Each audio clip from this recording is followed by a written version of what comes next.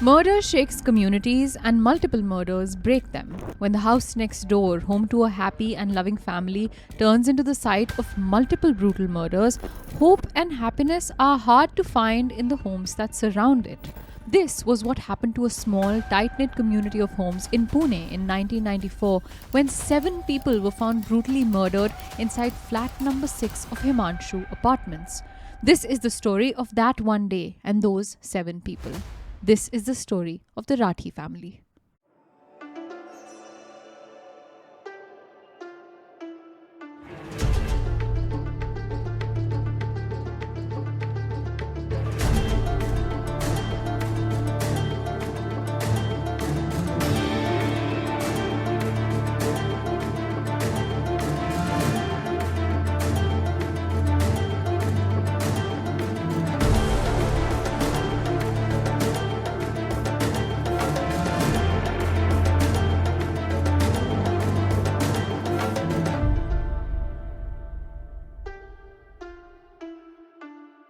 Hi everyone, welcome to the Desi Crime Podcast, a show where we dive deep into some of the craziest cases from around South Asia. I'm your host Aishwarya. And I'm Aryaan. And the case that I have for you today is one that sends shivers down my spine in ways that only multiple murders like Joshi Abhyankar have in the past. Ash, I mean, you said Pune. Yeah. And you said multiple murders. The first thing that came to my mind was, are we redoing the Joshi Abhyankar episode? Yeah. But no, this seems to be a case that I've never come across before. Me neither. It's a listener recommendation that we've had on our list for a long time. Shout out to our listeners. Guys, feel free to DM us and email us cool cases that you want us to cover because we really appreciate them. But before we start the case for today, here's a quick word from our sponsors who are hell-bent on bringing you the whole truth. Because I end up spending half my year in the US, it always ends up being the case that I'm bringing stuff back from the US to India for my friends and family here, which is such a relatable experience, right? Completely relatable, Aishwarya. I remember when my bua used to come back from US to India, all the kids would gather around, not her suitcase, because we knew contained in it were chocolates, candies, toys that simply weren't available in India. But y'all, I have a trip to the US today and this will be the first time that I'll be taking something from here to there for my friends and family who live in the US because it's something that we get but they don't. And what exactly is that, Aishwarya? It's the Whole Truth protein powder. When my boyfriend tried it a few months ago, he went absolutely crazy for it. And so I've been given the responsibility of fitting this in my suitcase while I'm packing insane amounts of winter clothes. Yeah, guys, it's a mess. She has a flight in a few hours and I don't know how she's going to fit this in. Yeah. Guys, we just wrapped up our shoot and Ash madam here is packing her bags haphazardly and she has a flight to the US to catch in 3 hours and this is the state of her suitcase. This is completely real. This is not an anomaly, by the way. This is how Aishwarya tends to be before any trip. And on top of all of that, she has to somehow figure how to pack the Whole Truth protein for her boyfriend. Which, might I add, may be the easiest part of all of this packing because these Whole Truth protein powders come in their 15-gram sachet, which is so incredibly easy to put in your suitcase. I just need a teeny tiny bit of space in the middle of all of my winter clothes and I'm able to perfectly Yeah, I don't think the problem is those small sachets. The problem is the inordinate amount of footwear, clothes and makeup she's carrying. I don't get it. Neither do I. So if you guys want to get your hands on these 15-gram Whole Truth protein powder sachets or just any other Whole Truth product like their amazing protein bars, visit thewholetruthfoods.com and use code DESI20 to get 20% off your order. And now to begin this case, I'm taking you back to the rainy afternoon of the 26th of August in 1994 inside house number 6 in the Sheela Vihar colony in Pune when Sanjay Rathi, the patriarch of the Rathi household, left his home with his brother-in-law Shrikant and father Keshri. You see, while Sanjay Rathi, his 24-year-old wife Neeta, their 3-year-old son Chirag, his 19-year-old sister Preeti, his 45-year-old mother Mirabai, his father Keshi Rathi and their 42-year-old house help Satyabhama all lived in flat number 6 together, that morning they had guests over too. Oh my god, how did this house accommodate So more many people than the ones that just enlisted? It was a beautiful sprawling home, but a lot of people. Ash, that was like half the episode went into you just naming them. Joint families, am I right? Okay. That morning, Sanjay's older sister, 27-year-old Hemlata, had come to Pune from Satara with her husband Shrikant and 2-year-old son Pratik to tie a Rakhi to her brother Sanjay because she couldn't make it on the actual day of the festival, which was 5 days ago. It was a busy yet very exciting morning in the family with so many people in the house, especially considering the family had just learnt that Sanjay's wife Neeta was pregnant with their second baby. So that morning, the men in the house, Sanjay, his father Keshri and his brother-in-law Shrikant, decided to leave the home to run some errands, meet some people and stop by at Sanjay's shop, Sagar Sweet Mart, to finish up some work together. By 6 p.m, the men had arrived at the shop, which was their last stop before they were to head back home. But at that shop, Sanjay's father looked troubled. Something was bothering him. He told Sanjay and Shrikant that he could feel a pit in his stomach. He had been trying the home landline all day, but initially nobody had been answering, and now the phone wasn't even ringing. With so many people inside the house, someone should have answered, especially the house help Satyabhama. Where could they all be? Sensing that their father was clearly deeply bothered by this odd detail, Sanjay and Shrikant told Keshri to wrap up work at the shop while they rushed back home just to make sure all was well and good. In that short distance between the shop and the Rathi family home, the men must have been coming up with all sorts of reasons why nobody answered the phone. Maybe they're all out. Maybe one of the kids disconnected the phone cord. Who knows? By the time the men arrived at the apartment and knocked on the door, they noticed the deafening silence that came from within their once bustling home. Something was odd. The men knocked and knocked some more and screamed the names of their respective wives and of their house help, but no response. But the men had a duplicate key, and so they used it to unlatch the door. The moment they stepped foot inside, though, their lives came crashing down right before their eyes. All those excuses they had been cooking up on their way back seemed so far from the truth now, because in front of them lay the butchered bodies of everyone they had ever loved. Sanjay's son Chirag's small, lifeless body was the first one the two men saw as it lay dead in the home's drawing room. Shrikant's wife Hemlata was found with multiple stab wounds in the drawing room, while the kitchen had the brutally stabbed body of the family's house help Satyabhama. Sanjay's wife Neeta and their unborn baby were found having been stabbed to death in one of the rooms of the house, while Sanjay's mother was found lying dead in a pool of her blood on her own bed in her bedroom, with Shrikant's son Pratik on the floor next to his grandmother, seemingly having been strangled and stabbed. In one of the home's bathrooms, Sanjay's younger sister Preeti was found dead, having been strangled with a washing machine wire and then stabbed as well. With splashes of blood all over the floor and walls of the home, the deaths were brutal, especially considering the men noticed something else next to the body, sprinkles of chili powder, which made no sense at the moment, but everything else about the crime scene screamed a robbery gone wrong. All cupboards in the home were flung open, with everything from inside them lying all over the floor of the rooms, with all of the money and the jewelry missing and a few articles of clothing that couldn't be found either. When the men checked the home's landline, they quickly realized why their father had been unable to reach the family. The phone cord had been cut using a knife. Once Sanjay and Shrikant gathered themselves a little, they quickly ran to a nearby home and used the phone there to dial the police emergency number, shortly after which the police and the neighbors were swarming the area in and around the once happy Rathi family home. When the police began their interrogation, they started by focusing on people that the Rathi family knew, because that would explain how a killer or killers entered the home in broad daylight without any struggle or forced entry. They asked Sanjay and his father for the names of any business rivals, any old friends they had falling outs with, any old helpers or workers who had worked at the house or the shop, and from all of these questions, one name emerged, that of 20-some-year-old Raju Singh Rajpurohit. The Rathi family had hired Raju in June of 1994, 2 months before the day of the murder, to work in their thriving sweet shop, Sagar Sweet Mart. But Raju had been fired from the shop just 5 days before the murder. After getting fired, Raju had asked the Rathis to hire one of his friends instead, a 22-year-old man named Jeetu, but the Rathis had said no.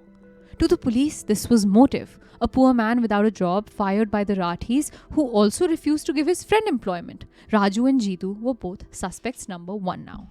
Do we know why Raju was fired? Yeah, so I'll mention this later again, but Raju was fired because he very quickly into his employment asked the family for a raise that the family didn't quite feel was justified. And at that point, Raju had previously been fired from other jobs for multiple varying other reasons, and we'll get into all of those soon. Got it.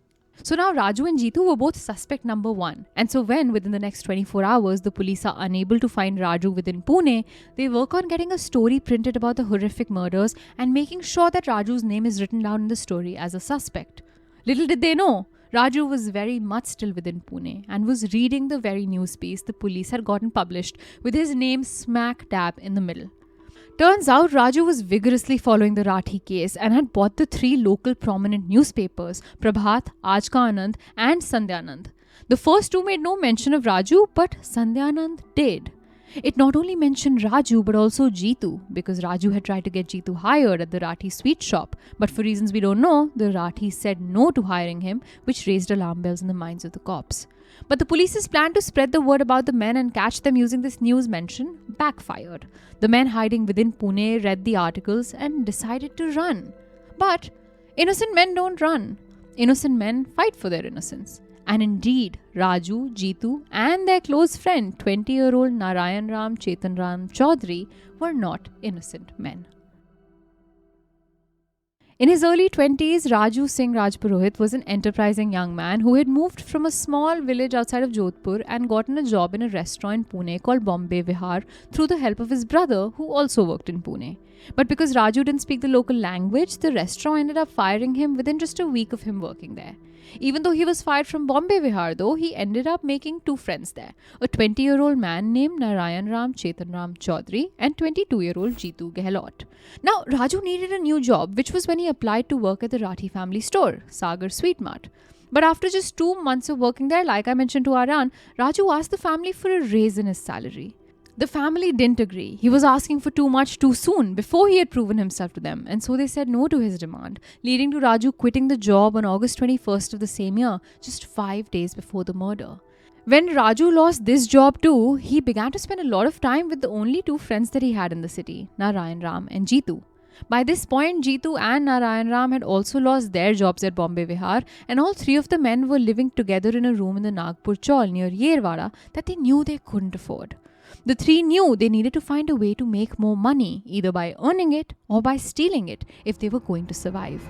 In the middle of their discussions about who they could rob, the Rathi family's name was an early and very obvious one. The family lived in a huge home with many old members, guaranteeing the presence of valuables like jewelry and gold in the house. They had a successfully running business, guaranteeing the presence of cash in the house. And the sheer number of people living inside would guarantee other valuables like watches, cameras, telephones, kitchen appliances. The men were going to steal it all. In this plan, another advantage was Raju's closeness to the Rathi family. He had seen their work intimately, and so he knew how much money they took home every day, 25,000 rupees each day, which in that time's money was a lot.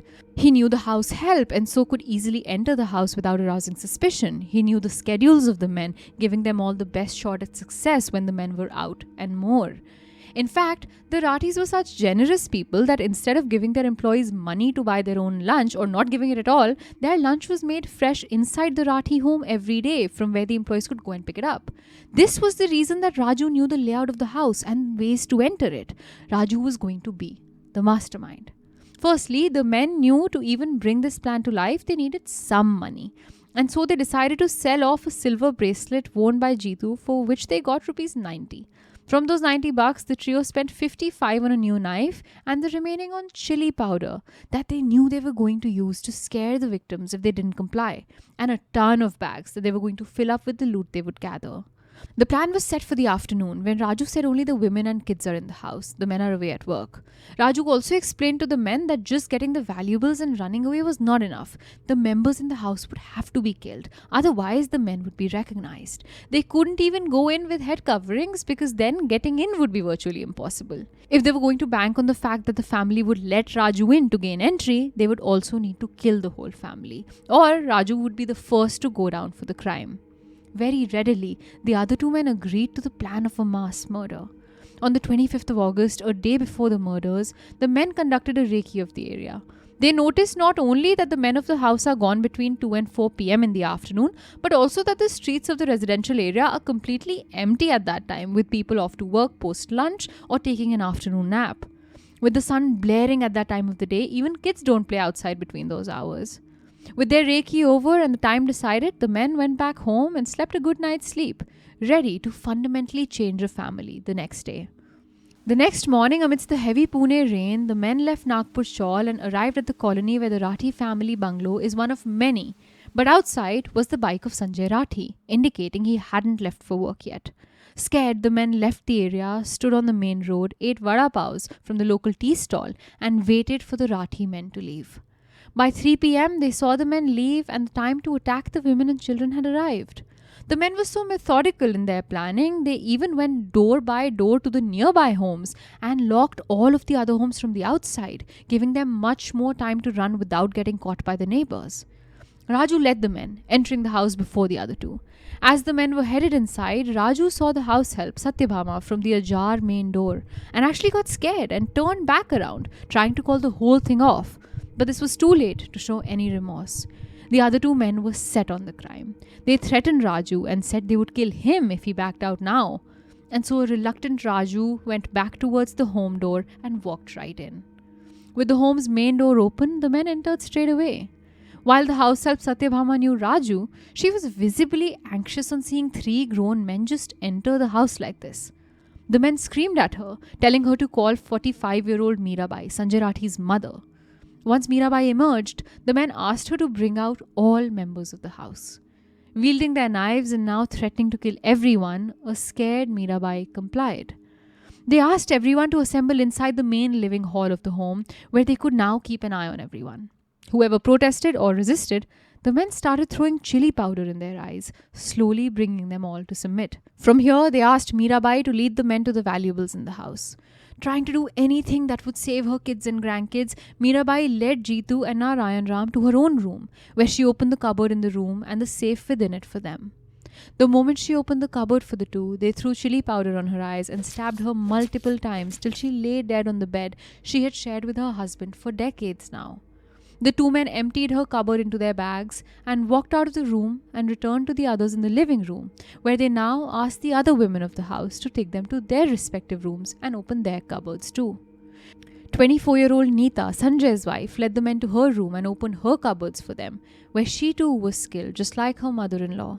The saddest bit is that Neeta's unborn child, who never got to see the loving home they would have been born into, also breathed their last breath with her.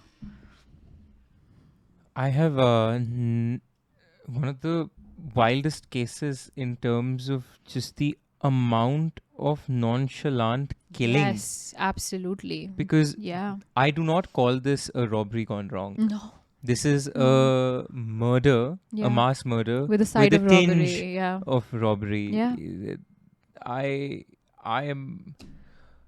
I'm at a loss for words on how many And it just people keeps getting have been worse. killed and how many people are yet About to be killed. Yeah.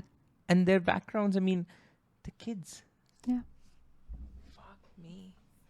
Out in the living room, Neeta and Sanjay's son, 3-year-old Chirag, cried hysterically once his mother and grandmother were taken in and didn't return. The men knew they needed to make him stop crying, and so right there, in front of the remaining members of the home, Chirag too was stabbed to death. Now in the living room remained only Preeti, Sanjay's younger sister, Hemlata, Sanjay's older sister, her son, and the house help. It was now Preeti's turn. Since Preeti was young and didn't seem to have many valuables in her possession, Raju took her to one of the home's bathrooms, where he cut out a wire from the washing machine and used it to choke her to death. Thinking she was dead, he left the washroom, but when Narayan Ram heard the sound of coughing coming from within the washroom, he screamed to the others, "Zinda hai Sali, abhi mari nahi. The bitch is alive, she hasn't died yet." He ran to the washroom with his knife and this time made sure she was dead by stabbing her over and over again. By this point, Raju had taken the house help, Satyabhama, in the kitchen, where Narayan Ram was washing Preeti's blood off his knife. With no monetary use for Satyabhama, she was stabbed in the kitchen too, where her lifeless body fell to the ground. Now Hemlata and her son, 2-year-old Prateek, were the last ones standing, witness to the multiple murders that had just destroyed their whole family and turned their life upside down. Raju and Narayan Ram tried to take Prateek away from Hemlata for reasons I don't fully understand. Maybe they had the humanity to not want the mother and child to witness each other's death. But when they tried to take Prateek away, Hemlata cried and screamed hysterically. The men promised her, though, they weren't going to hurt him if she let him go. They said they would only take him inside to his grandmother. Hemlata, unaware that Mirabai had been killed, reluctantly let Prateek go with Jeetu. Inside the room where Mirabai lay, 2-year-old Pratik was suffocated by Jitu until he stopped moving. Assuming the kid to be dead, Jitu lay him on the floor. Upon killing the kid, Jitu went out into the living room where Hemlata was now crying, asking where her son was. Jitu promises her the kid is inside with his grandmother and then says, "Ab isko dekh lenge. We'll deal with her now." Hemlata knew she was going to die, but she wasn't going down without a fight. She struggled with all her might, but ended up falling down in her struggle. The men overpowered her, and Jitu put his knees on her stomach and pressed down with all his strength. That is when Jitu used his knife and killed the last remaining woman in the Rathi family home. I'm sure a lot of listeners, a lot of viewers are thinking this right now as I am debating in my head, why didn't they fight back? They outnumbered the assailants, and it's again, it's sitting in the comforts of our studio. It's easy to think why you won't fight back. But you know, we often hear that when you're being mugged, and there's this sort of rule, when I used to live in New York, they used to say, if you're ever being mugged, give your money away. Just give your all, give your money. There's no need to be brave or fight it out. I think this is one of those examples where that principle sets the wrong precedent. Where, you know, you decided to fight when you were the only remaining member. Right. Of course you have no chance. Absolutely. But I understand that I'd rather let all the money and jewelry and gold in the world go to let my... And I think it's in that hope that take everything. Survive. Take everything. And Just I think let that us is live. a key detail is what it started off looking like. And it started off looking like a robbery of a former employee, like being done, orchestrated by a former employee. And so there is always that hope. They were 5 women against 3 men. They weren't like severely outnumbering the men. Actually, do we know if these were psychopaths or one of them was a psychopath? We don't. We'll actually... Aishwarya, I do not this amount of killing that you have just gotten into is it's like shaken me a little bit. Yeah, it's very jarring. Because it's not your typical, you know, you killed 1 or 2 people by mistake while you were trying to rob the vault. The vault is so ancillary. The jewelry is so ancillary. Correct. The fact that you pulled out a wire from the washing machine to strangle somebody, that's point blank murder. That's another weird detail, Aryaan, is just the small glimpses of a strangulation in this. I don't know if that's a sign of humanity on part of these atrocious murderers, but it's just a detail that really stands out to me. To me, it seems like they are in a, and I hate to say it, but a kid in a toy shop going, just whatever opportunity. What else can we do? When else will I get the chance to murder people? Let me try out all the modus operandi that exists. This is sickening. I agree. Jitu had just killed the last remaining woman in the Rathi family home, Hemlata. Again, since she was only visiting for a few days and didn't have many valuables on her, she served no monetary purpose to the men. She needed to be killed straight away. When Hemlata fell, her sari came up to her knees, and in that moment Narayan Ram was hell-bent on raping her. But he was only stopped by Raju, who maybe still felt some odd kind of affection for the family. With their bags filled up to the brim with valuables and the family now dead, the men quickly stole some clothes from the cupboards of the Rathi men to prevent being seen with all of this blood on them and changed. They then put their blood-soaked clothes into their plastic bags and ran out of the house. On their way out though, they heard the phone landline ring. It was Keshri Rathi calling from the shop. Scared upon hearing the phone ring, the men cut the phone cord with one of their knives. The moment the phone's ringing dies and the house grows silent, the men hear another noise coming from within one of the rooms, the cries of a child. Someone was still alive. All 3 men ran inside and realized Pratik wasn't dead yet, Hemlata's kid. Irritated at the delays, Narayan Ram took his knife out again and stabbed Pratik to death. Now the house was truly quiet. Nobody had survived. The men ran out and found one rickshaw that dropped them off to their room at Nagpur Chawl. With all of the money stolen, the men knew they needed to party.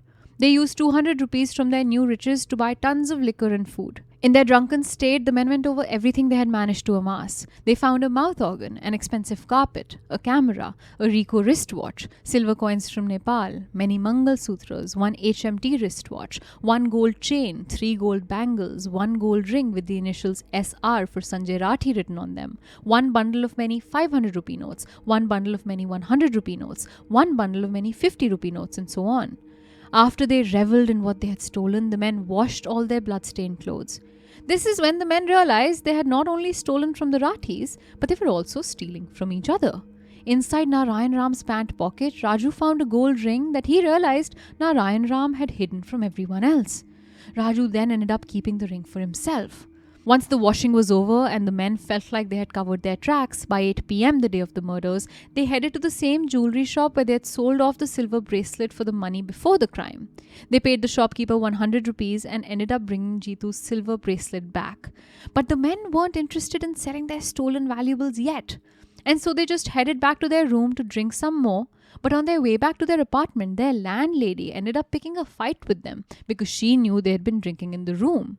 Annoyed at her interruption, the men left the apartment, hung around in different parts of the city for a few hours, came back to their room later in the night, hid the knives, and then just went to sleep. While the Rathi family men were only beginning to absorb the shock they had come back to, the three murderers slept in their beds, excited for a new day to start. The next day, the men read 2 of their names in the local Pune newspapers and decided it was time to run. The plan was that Narayan Ram and Jeetu would travel to Ahmedabad via Surat and Raju would meet them there separately on the 29th of August. Once there together, the three would head back to Rajasthan. And that is exactly the plan that they followed. In Rajasthan, they first stopped in Jaipur, after which they went to Ganganagar. Raju and Jeetu at this point in the journey left Narayan Ram, who ended up going back to his hometown. The two stayed on the run together for many days, going from Ajmer to Delhi to Jaipur again. But little did they know, just 9 days after the murder on the 5th of September 1994, Narayan Ram would become the first of the three to get caught at the Dungargarh police station after Pune police circulated pictures of the men all across Rajasthan, knowing their hometowns were in the state. More than a month after his arrest on the 15th of October, Jeetu's brother-in-law Shaitan Singh Rathod ended up presenting him to Pune police after he grew suspicious of his behavior, saw his name in the newspapers, and noticed that he mysteriously had rings and coins and other valuables in his possession. Raju was the last one to be caught, but he too, like his friends, ended up behind bars just a few weeks later. On Raju, the police found 2 handwritten letters, one addressed to the police and another to his parents, in which he recounted the tale of the murders and his guilt for being a part of them. These chits ended up forming a huge part of the police's case against the men. When the court case began, Raju, the mastermind behind the plan, but also the only man who seemed to show any kind of remorse, ended up becoming an approver. No. Yes. No. I think the police needed it. It may have been him becoming an approver or nothing. You don't make the mastermind the approver. You make one of the lowly people.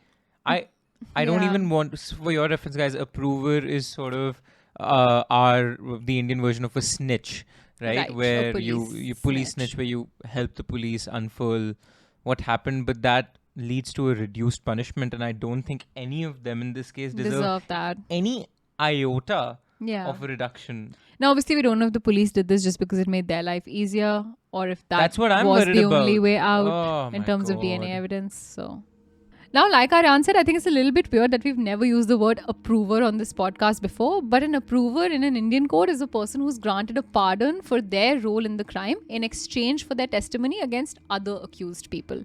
And that is what Raju was to the police now. Not another accused, but a witness to the crime.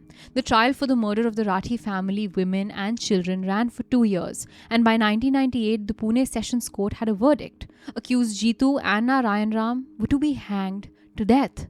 The two appealed their sentence to the Bombay High Court in 1999, which upheld the death penalty, and then the Supreme Court in 2000, which upheld it a second time. So now it was time for the Rathi family to wait till at least the 2 accused in this case got their punishment. But when do our cases ever end so easily? In 2018, this case saw an enormous and unbelievable development that would kind of make you rethink the story I've told you so far. The 20-year-old Narayan Ram Chaudhary, the man who told Raju he would kill him if he went back on the plan, the man who killed young Preeti in the washroom, the man who almost raped Hemlata, the man who killed 2-year-old Pratik, suddenly presented evidence showing he was, and brace yourself for this, 12 years old when the crime took place. The evidence submitted by Narayan Ram wasn't some fake piece of random paper either. It made the Supreme Court set up an independent inquiry into his true age at the time of the crime. The members of this inquiry bench dug up his school leaving certificate from his native village and sworn affidavits from his village mukhya too. The inspectors who at the time had worked on this case came forward to say he never identified himself as a minor back then, but his lawyers in 2018 said that this was a poor 12-year-old who had never received a proper education. Forget him telling anyone else he was a minor, he himself didn't know he was one or what it meant to be one and the rights that came along with it. Quote, he was of a strong build at the time and was not aware of his rights. Moreover, the bone ossification test performed to ascertain the age was not performed by the Pune police at the time, said one senior Pune-based lawyer, Harshad Nimbalkar. And then came the bombshell that shook the Rathi family. In 2023, the Supreme Court ruled that Narayan Ram was indeed only 12 when the crimes were committed and let him walk free. For Chaudhary, who had lived most of his life in captivity though, that freedom did not last long. After being released in March of 2023, he was arrested again in September of the same year near the Pune-Mumbai highway with 898 grams of opium worth 3.7 lakh rupees in his possession. August of this year marks 30 years since the Rathi family began their day just like any other, but ended it with their world shattered. 8 people died that day, including an unborn child who today would have been 30 years old with a family of its own. Maybe some of you listening would have known him or her, gone to school with him or her, been friends with him or her. Today, those 8 people live only in our memory, and that was the purpose of this episode, to have us remember those we've lost along the way. If you like what we do here at Desi Studios and absolutely love what we're wearing today, this is merch you can go buy all for yourself. You can buy this Desi Crime merch in our YouTube store on the link down below at Karak Merch. Keep the engines at Desi Studios rolling so we can pay our videographer right behind the camera to make these amazing episodes just for you.